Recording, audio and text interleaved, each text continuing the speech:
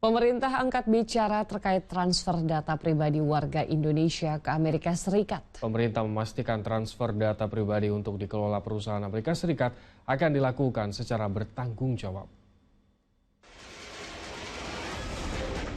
Hasil negosiasi tarif impor Amerika Serikat sebesar 19% terhadap Indonesia menuai polemik, menyusul adanya kesepakatan mengenai transfer data pribadi ke Amerika Serikat untuk menghapus hambatan perdagangan digital. Menko Perekonomian Airlangga Hartarto dalam jumpa pers di Jakarta Kamis siang menjelaskan, transfer data pribadi merupakan kesepakatan dagang Indonesia dan Amerika Serikat dan menjadi bagian penting dari kerjasama bilateral di bidang ekonomi digital.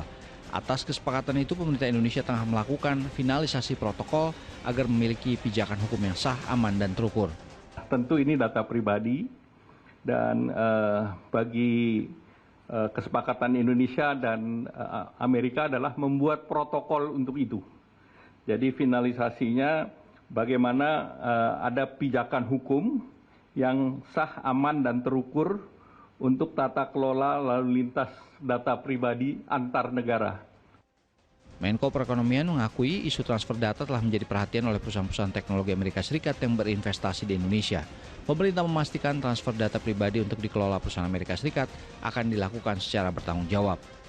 Pemerintah memastikan bahwa data ini dilakukan dalam kerangka yang secure, reliable, dan data governance.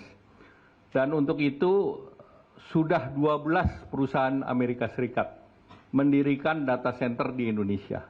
Jadi artinya mereka juga sudah comply dengan regulasi yang diminta oleh Indonesia.